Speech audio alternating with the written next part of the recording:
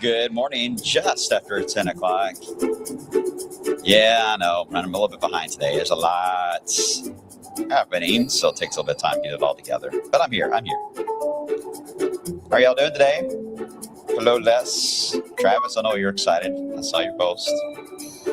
We'll cover some of that in just a few moments. Hello, everyone. I'm wave meteorologist Brian Good. Welcome to SnowTALK on this December 18th. All right. Even though it is SnowTALK, it's really about the warmer side of things in the short term here. As we've got an active front bearing down on us. It is about 6 to 7 hours away from arriving in wave country with a lot of rain and a period of good wind coming into the area. And then he says, we'll get into some snow showers late tonight. And then even in 24 hours from now, we may still have snow on the radar. So don't get too excited about the snow part, but it just gives you an idea of how dynamic things will be changing. As always, you guys can comment on the social media side, Facebook, X, YouTube, Twitch. We're just about everywhere. I see everyone on. Angela is on here. Good morning. Stephanie watching from Bardstown. Hello. Hope all is well. Who else we got here? Wizards' dogs are getting groomed. Must be the holiday groom. Whoa. Did you see that little glitch just happened? You guys watch on streaming? It's like Max Headroom kind of weird thing. This system, by the way, especially with Facebook, has been acting really weird lately. So sometimes it's been, I know, a pain for you guys to rewatch this back. It gets kind of weird sounding and the video doesn't always match my talking. Anyway, out of my control. That's just the way it works with them. But at least you get something. All right, let me stop rambling because obviously, time is of the essence. So let's get into the snowboard. Not a lot of change there. Snow showers, of course, coming in late tonight. Due about mid-morning tomorrow. And then that rain to snow setup at the very end of December is going to be interesting how that will play out. The models keep hinting at it. Euro will show it, then the GFS. That the pattern fits a diving system that will be moving through the area. And because it's going to have a very sharp contrast of cold weather with it, multiple precip types will get involved. I just don't know where we're going to fit into that narrative, but that will be a time period to watch. Maybe a little closer to New Year's Eve. We'll see, but it's going to be after Christmas that would be showing up a little more. And I don't really have anything I can add into the pattern, even though the pattern looks colder in the longer term. It's the storm track we have to figure out on when to peg out systems to put on the board here. Can't do that yet. But I'm sure we'll be able to soon, but not yet. All right, outside, let's cover the short term, the head of this front. And you notice that plane in the sky is, it's not moving. Obviously, the image froze. Sorry about that. Our cameras have taken a bit of a hit here today on our feeds. But anyway, you get the idea. That's cloudy, overcast outside. It's probably not even an updated image, to be honest with you, because the signal's been in and out everywhere today. A lot of gremlins going on at times. I think the cameras are in shock. It's rain and not snow. 49 degrees in Louisville, by the way. This is correct. We were actually warmer a couple of hours ago, but the rain wet bulb this down, if you will, down to when the air saturated down to the dew point. So we got to about 49. We could have gone lower than that, to be honest. So that's not too bad of a drop. Double nickel you to the south in areas that haven't seen as much rain. You haven't wet bulbed yet, so you're still remaining in the 50s. All right, storm system is to the west of us still. Sorry, I'm trying not to sneeze. Don't sneeze, Brian. Don't sneeze live on streaming. Don't do that. Don't sneeze. You made it this far in life. Don't sneeze. Okay, I made it. Whew, don't y'all hate that feeling? Wind gusts right now across the area about 15 to 20, maybe 25. They'll be relatively tame for the next couple of hours, and then we'll start to ramp up more and more as we head into the afternoon. I still think the majority of the rain is going to be with the actual front that moves in, or the majority of the wind will be with the front this evening. That's when the strongest of the surge will likely kick in. All right, here's a live look at the radar. There's a morning teaser of showers that came through during rush, just enough that what I noticed anyway, it kicked up the spray on the interstate to get the salt residue back on your car. But then when you drove through a shower, you got actual raindrops on your windshield, and that cleared the windshield back up again. Otherwise, you'll just smear the salt residue on your windshield, and you have to use the fluid. Yeah, I know this is the awkward phase of salt on the roads, is when you get a rain event, because now it gets to be a bit smeary until you get a heavier rain. We do have that. You can see we have a steadier batch that's moving in from Southern Kentucky on its way to Louisville. So yes, in Louisville, within about an hour, we will have a steadier rain in the metro. And that will have a sharp cutoff to it, by the way. I would say just northwest of Louisville and back toward Evansville, I don't see as much action on the radar. But if you're along that line east, this may last all the way through really early afternoon, this batch of rain will. So a bit slanted there. Let me get into a wider view so you can see what I'm talking about. All right, so there's two different things happening. We have energy that was actually in the Gulf that got pulled in near Biloxi and pulled right into I-65 into central Kentucky. That is the Gulf piece right here. This actually originated not too far away from the western side of Cuba and is now pushing into the United States. This is the main low pressure, though, that is pushing the cold front, and it's got the majority of the wind with it. That's why you're not seeing a lot of wind with the batch of rain coming from the Gulf, because it's not, it's coming from a more calm area of the country there, so it wasn't as much of a tight wind field. But this is different. You can tell by looking at the clouds. See, they almost have a little bit of a linear look to these clouds. That's where the wind will begin to ramp up. So once this past the showers here in Southern Kentucky pass on by in the next few hours, then we will get into some stronger wind gusts, which will be maxed out with the main line, which is right about there west of St. Louis. And then we'll get into the other side of the storyline, which I'll cover here in a second. But let's talk about still in the shorter term, because again, if I added on, let me see if I can do that. Here we go. There's the wind. If you look carefully at the little specks that are moving, each of the wind field, again, ramping up right ahead of the line. But what is more impressive, what is happening on the other side of this front, powerful winds over 90 to 95 miles per hour, absolutely crushing in behind this front into Kansas City and from the Dakotas all the way into Iowa. Several reports of gusts over 90, some hitting all-time records for the state taking place right now in the Midwest. I mean, this is a beast of a system. We are so lucky, because I was looking at the wind fields when the front moves in this evening. Storm relative velocity is coming in over 500. Now, if you guys are weather watchers, you're like, what does that mean? Over 500 from 0 to 3 kilometers. That is very high.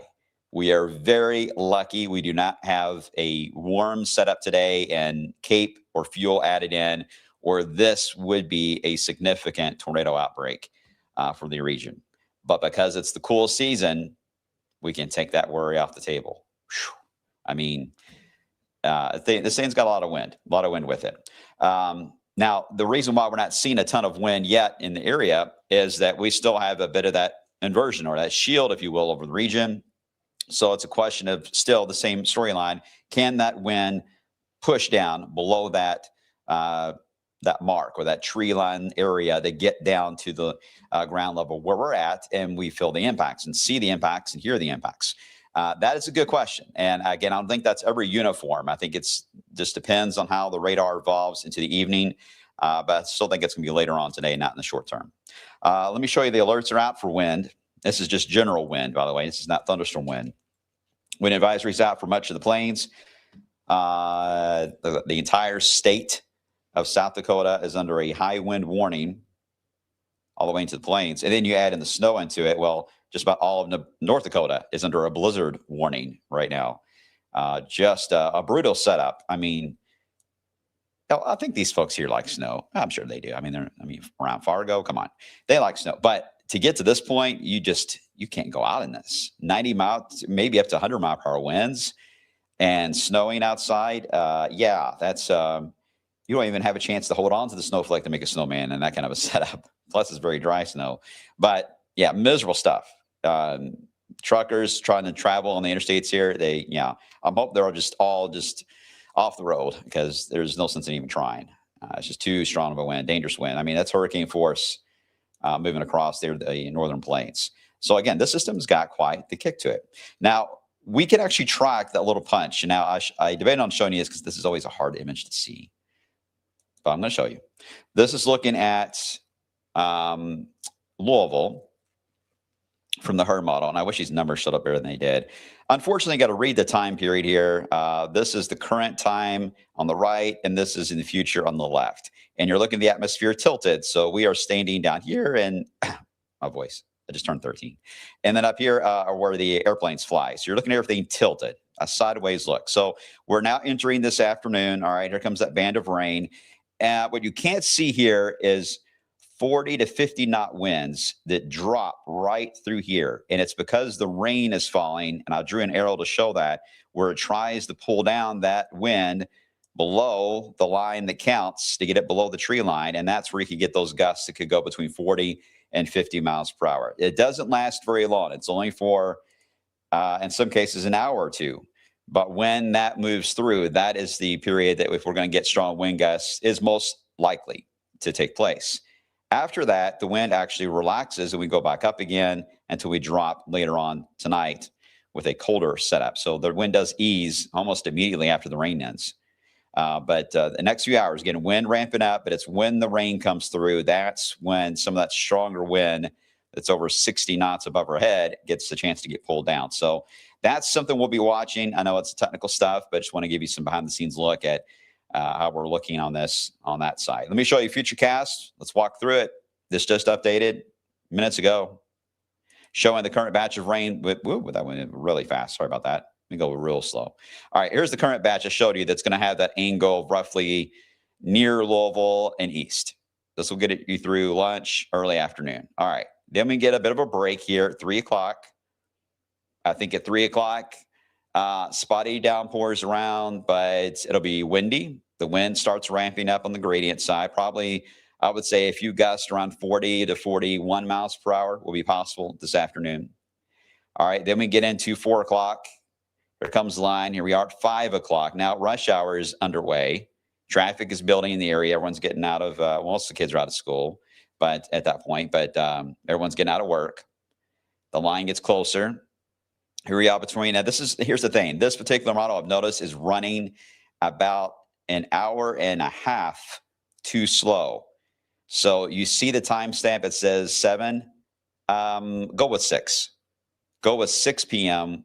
with this is the way the radar will likely look. And at that point, that's when we'll likely have some strong wind gusts right along that narrow line. I'm kind of rewind this back and forth a few times. Right in that window, again, 5 to 7 p.m., I think it'll take to get the line from one end of wave country, swiping through, and then gets to the other side.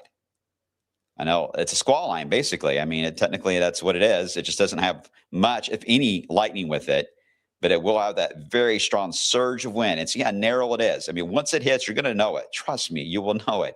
The house may even pop a bit because there's a bit of a shift in the wind that'll hit the house. If you're traveling on the roadway, you will feel that crosswind. Hang on tight, that steering wheel. But this will hit during rush hour, heads off to the east, and then the wind will relax, and it's just a general light rain for a couple of hours. Then we get into about the midnight hour. And at this point, temperatures have dropped, but I don't think we're going below freezing before midnight. I think we'll stay above freezing through midnight. But you see the showers that pop around Seymour and just west of Cordon. See those little spots of yellow? I think that will be sleet. So I'm going to go with rain and occasionally some sleet or even grapple, which is like a soft hail. But in general, I think it'll be just ice pellets mixed in with some rain around the midnight hour. I think we'll get several reports of that. Once that passes by, then the second wave of cold hits, and that'll be roughly about 2 in the morning, and that little wave will. You can see the line of showers with sleet almost looks like a cold front or a little line of storms, doesn't it? But again, that'll be rain and sleet. The radar is just interpreting it as very heavy rain, but in reality, it will be ice pellets. But 2 o'clock in the morning, that's when we have to start paying attention to thermometers. They will begin to drop to and below freezing, and anything that falls after this point will be in the form of snow. And these snow showers will be blowing in 30 to 40 mile per hour winds during the overnight. So they'll be flying everywhere. You won't be able to see them very much because it'll be snowing sideways. And it will be hard for it to accumulate because it will be blowing around so much as well. So it'll stick and clump in corners of roofs and car doors and your patio furniture. Yeah, you'll get a light accumulation in those areas. It'll kind of be bunched up where the wind kind of scoots it. But in general, on the road, majority of this looks like it'll just blow around on the roads for a while. And this will continue through the morning drive tomorrow. Should be a snow globe when you walk out the door tomorrow morning. It's going to be fun. The kids will love it. The adults, not so much. But snow showers will be around. And at this point, we are below freezing, so we need to start watching for slick spots. I mean, that's a good, half inch of rain that we're going to get this afternoon, if not a bit more. So we're hoping that little break that we get between the main rain band and this point in the forecast, that's enough time for the roads to dry out. And it should be, to be honest. In most cases, it should be. Any area that's sheltered from wind, and if you live on a road that typically has got trees on either side and the wind just can't reach it, then yeah, you need to watch out. It could become slick with ice. But if you're in a very open area where the wind hits you full on, the wind likely will do its thing and help you out.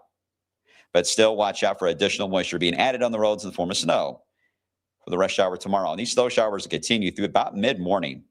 And our low temperature for tonight will actually happen at about right here at 10 o'clock in the morning on Friday. So we'll keep dropping through the morning drive, and we don't hit our lowest point. Even after the sun comes up, we're still dropping. So a bit odd here on the temperature, a drop that will happen. Normally overnight lows are about 5, 6 a.m. In this case, it'll be near 10 a.m. That means it's going to be really hard to get it back above 30 again. We're going to need the help of the sun, and we get some late day sun, but I don't know if it's going to be enough. So in many cases, you're not going to get above freezing at all. Wind chills will be in the teens and 20s pretty much the entire day. So very cold and blustery look there to your Friday. And then Saturday, we ramp back up with more wind, and we end up with a warmer setup too, back into the 50s. So to time out the chances here today, again, we'll go with that wave of rain that's moving in now through early afternoon, a bit of a lull, 3 o'clock. And then the main band pushes in for the evening drive. Then we'll go into a rain, sleet type of setup around midnight. And then snow showers ramp up into the overnight. As far as the temperature drop goes, we'll get to that in a second. Hold on. As far as snowfall goes, I would say dusting. Some spots could get like a half inch. Yes. Are you going to get 3 inches of snow out of this? No. This is a very low QPF or low moisture type of content here, but ratios will be increasing. So yeah, I mean, you could get a fluffy snow, but it's just the wind is the problem here. Wind with snow does not equal a good accumulating event. It just blows it around everywhere. So yeah, it's a little different than other light snow events where the snow falls straight down. It can easily accumulate. This one's going to be sideways, so it's a little harder. Anyway, enough that slick spots can develop, so just be aware of that. And then here's the temperature drop that we're talking about again this evening. It'll take a while to get below freezing. As I mentioned, I'm thinking roughly around the 2 to 3 o'clock window before we really have to worry about that. And then we'll just keep that drop going all the way even beyond when the sun comes up. All right. Any questions on this? If this all made sense to you, type 50. Type 50 because today Kevin Harnett is 50. It's 50 years old today. So say happy birthday to Kevin. Go flood his page. There's a bunch of messages on there. I honestly thought he was 50 like years ago. But apparently it just happens today.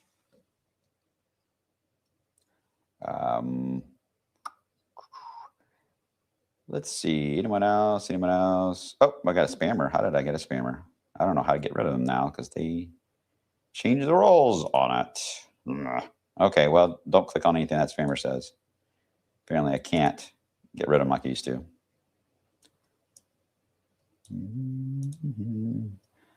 K-Ned. Yeah, K-Ned. A lot of 50s. A lot of 50s. All right. Are we looking at, Crispy, are we looking at any severe weather tonight? It's just the wind that jumps up. Tornado threat, not necessarily because we don't have the bases that would lower to be because of the inversion. So that eliminates really your tornado threat. Without the bases being low, I mean, it can do whatever it wants as far as having any kind of rotation up there. But if it can't get down to the ground, it doesn't matter, right? So that's the reason why we're not talking about that. And that's why there's no severe outlook anymore, not even a marginal. We're expecting a more elevated look to all this. So that helps. But still, some of those damaging straight line wind gusts can still punch through that. It's going to be a little odd because you're not going to get much in the way, if any, lightning. So it will be just a very noticeable moment. Trust me, when the front hits, you won't have to even look at the radar. You're like, oh, it's here. Hopefully the lights don't flicker too much because that will be a nice little burst of wind. Traveling to Oklahoma, or your son is traveling to Oklahoma late this afternoon, where you run into the wind. Yes, it'll be chasing it to an extent. It depends on how quickly you can get here. I mean, Oklahoma, late this afternoon, you wouldn't get here for a while. You would be on the colder side of the system by the time you got here. So it'll be a west wind. So if anything, it'll just be pushing them along to save a little bit on gas, maybe. But I don't see any major issues with that from that angle from Oklahoma. But it will be certainly windy. But if he's traveling due east, it may get a little bit of a push, if anything. Any other questions? Everyone good? Everyone good? All right, let's get into the quick look at the next setup for Christmas. A little bit of a change here. We're going to be watching into next week and beyond. First off, it is worth mentioning this little dip that drops in Saturday into Sunday. It will increase our wind on Saturday. Gusty winds around 30 miles per hour. May not be able to do the inflatables again on Thursday or on Saturday.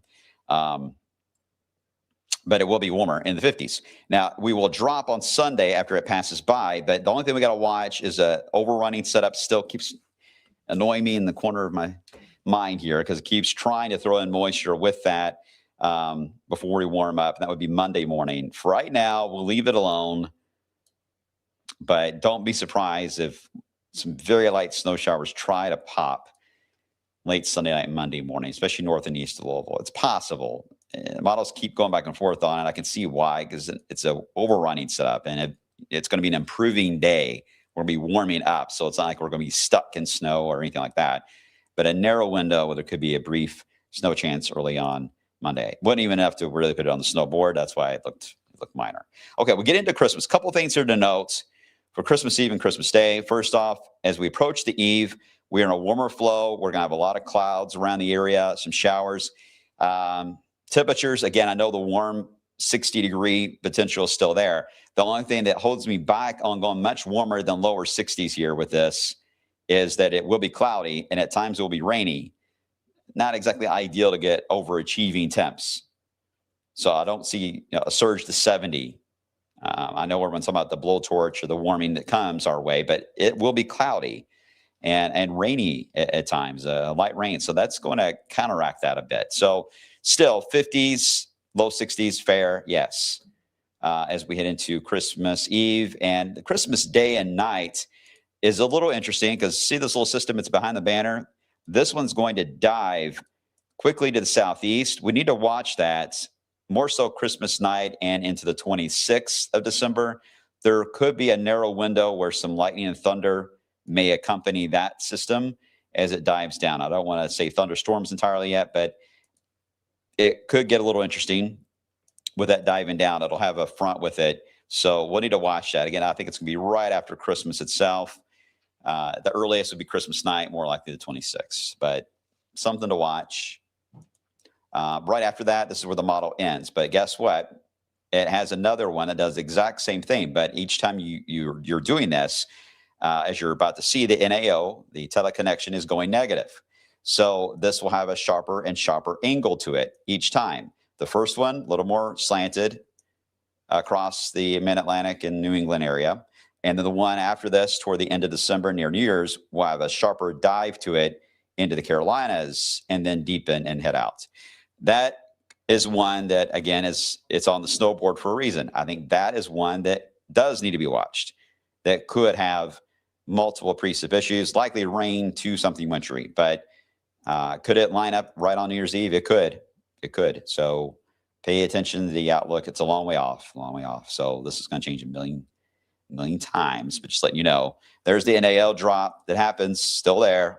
All the modeling is showing that a blocking pattern is coming over Greenland. A lot of debate if it's east or west Greenland, but anyway, it's coming to Greenland. And it's not a setup where you just flip the switch and you go to cold. It will happen in phases. It may take the storm here on the 29th and maybe one other one after that, but it eventually will carve out. So you got to think about carving out a pumpkin, right? It'll carve out a deeper trough that will eventually linger into the eastern United States, and each one will get colder. Each one will have a greater potential for wintry weather with them. Not saying necessarily for here, because if it carves too deep, you know what I'm going to say, it's cold and dry. You push the snow down to Florida. So you want it to carve just enough to give us some wintry weather. But if it carves too deep, it's going to be cold, but it'll be cold and dry. So that's why we can't do snow chances in a lot of detail far out, but we can tell that the carving process is going to be happening toward the end of the year and beginning of 2026. Here is the matrix, by the way, from the Euro. We'll be watching it carefully. It's just now able to see a hint of that 29th system near New Year's Eve. And starting to get a little noisy. All right, starting to pick up a little bit more. I think it will pick up even more with future updates. Quick look at the 10-day here. We'll go with 60 down to 26. Again, that 26 is tomorrow morning after the morning commute. So it'll be a process to take some time to drop. Struggling to get back up to freezing, though. We warm up windy on Saturday. We'll watch Monday morning right now. No need to worry, but we got that low of 28 early in the day. That's the reason why there could be some snow in the region, but it'll be rapidly warming above 40. And then we get into the 50s and low 60s. And again, just kind of a showery type of setup. And we'll see if we get any thunder or not in some of these systems later on down the road. Any questions I can bring up before I have something else I need to say? Would you say, Carrie? Technically, my January 3rd guess will be accurate. Yeah. I mean, if you guys still hit your date, I think that's still impressive. I know it may not have been the date of first snow, but if you still had the date of a snow, I mean, I think it's nice. I don't have anything I can give you, but I think it's nice. Adam, any strong enough for power outages today? Yes, but not so much on tree branches that break. It's more of any trees or they're in a loosely rooted environment because of the snow melt and now the rain that can topple over. That's more how you get more of your outages, or even street or power line poles can topple over. Sometimes it's some of these stronger wind gusts, but I don't see wind gusts of 60 miles per hour is what I'm trying to say, but even a 45 to 50 mile per hour wind gust in some cases can cause that to happen. So I'm not going to say no. I think we will have some reports. Wavy, as you guys know, usually the first to pop those in as soon as we get reports that come into play. Are you guys good? All right. Well, let me pass on a special note. This is my last blog of the year. I am going to be out for a while. I will see you guys coming up in January. It'll likely be sometime in early January that I will be back. Now, before you panic, everyone, the team obviously will keep doing their lives. And if there's any snow chances, whatever, they'll be live doing their streams like they always do here to keep you guys updated. I may chime in every once in a while on my pages if I have something I feel like I want to say. Otherwise, I'm going to try to enjoy being off for a while. But I will come back, I promise. And maybe I'm coming back at a really good time, the way it's looking for the snow to be ramping back up. So, will you have a beard? I usually have a beard. I try to shave it before I come back. I try to. Because my beard before used to grow out, with black hair. Now it's all gray. Yeah. I got Kenny Rogers more. All right, guys, you're awesome. I just want to thank you all again for an awesome year for 2025. You guys have been incredible. I'll thank you all again for the year ends. Will I be doing TikToks? Probably. I may do some TikToks. Yeah, I may do that while I'm off. it's harder to do actually in a work day, but when I'm off, maybe a little easier. So yeah, maybe on there. But I will be in touch with you all and at times. But again, just thank you for a great year for the blog, great year for your support. And it's been a wild weather year. We'll be talking more about this in the coming days about how 2025 has been up there for the books. It has been an insane year. And it all started in January, right? It's just been crazy for a while. So we'll see if it can end on a quiet note or not. But I got a feeling 2026 is going to pick right back where we left off. More than likely. We'll see. But you guys have a Merry Christmas. Happy Hanukkah to everyone celebrating. Happy Kwanzaa as well, kicking in next week. And I want you all to have a safe time with your families. If you're going to be traveling, be careful out there. And as always, bots, bring on the snow, even if it is just going to be some snow showers later on for tonight. I'll see you guys coming up on midday at 11 a.m. Take care.